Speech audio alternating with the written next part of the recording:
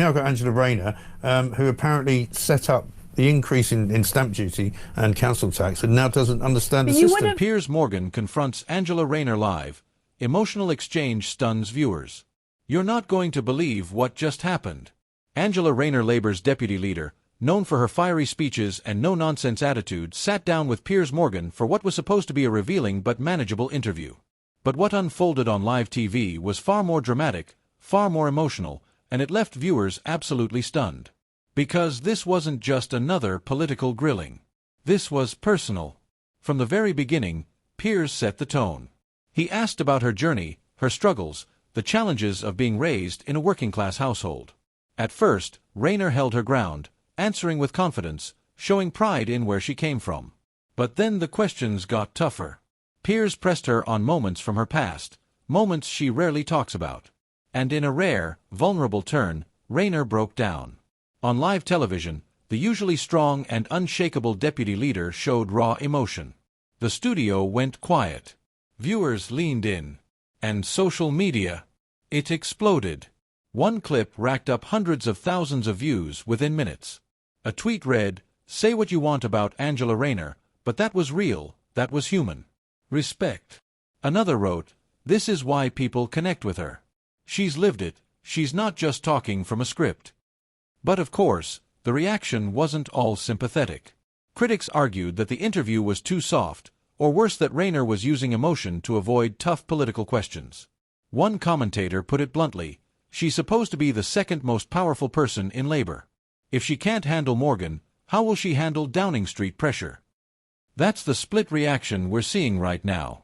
On one hand, empathy, people relating to Rayner's story, admiring her honesty. On the other, skepticism, questions about whether emotional TV moments strengthen or weaken a politician's image. Now, let's break down why this matters so much. Angela Rayner has always styled herself as a voice for ordinary people. She often tells her story leaving school young, raising a child while building her career, proving the doubters wrong. That's been her brand, her strength, her weapon in political battles. She's not polished in the same way as Starmer, she's raw, she's real, she's relatable.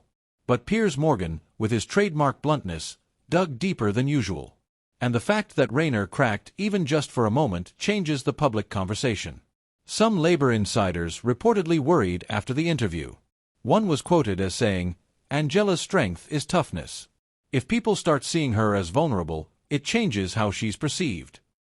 Meanwhile, others inside the party saw it as a breakthrough.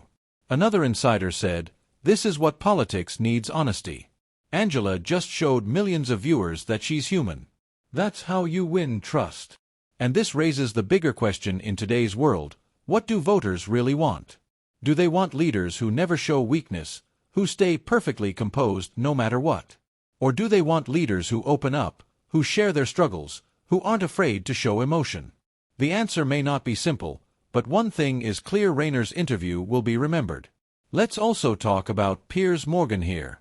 Because love him or hate him, he knows exactly how to create moments. He has a way of getting under the skin, pushing until something cracks. And in this case, he pulled off another headline-making exchange. That's his gift. That's why people keep tuning in. Now, think about the timing. Britain is heading into one of the most high-stakes political seasons in years. Starmer is trying to present Labour as the government in waiting. The Conservatives are fighting to hold on. Every moment matters. Every headline matters. And when the deputy leader of Labour makes waves on live television, you can bet the spin machines go into overdrive. Already, newspapers are running with it. Talk shows are dissecting it. Some are painting Rayner as authentic, others as fragile. And the truth is, both narratives could stick, depending on who controls the story in the days ahead. But here's the part most people aren't saying out loud: this moment might actually help Labour. Why? Because politics has become so staged, so artificial, that people are starving for realness. And in that interview, Rayner was undeniably real. She wasn't scripted. She wasn't polished. She was human. And whether you like her or not, you felt something watching her. That's powerful. So, where does this leave us? Angela Rayner is now at the center of a political storm. Her supporters say she showed courage. Her critics say she showed weakness. But the bigger picture is this: in politics, the moments that break through are rarely about policy papers or carefully crafted speeches. They're about humanity. And for Angela Rayner, this interview was one of those defining moments. The question now is, how will she use it? Will she lean into the vulnerability, embracing the fact that her story is messy, real, and relatable? Or will she try to retreat, toughen up, and prove she can't be shaken? Either way, one thing is certain: this won't be forgotten anytime soon. Because politics today isn't just about who has the best policies. It's about who can connect. And in that interview with Piers Morgan, Angela Rayner connected for better or worse. And the question remains: if this is just the beginning, how much deeper does it go?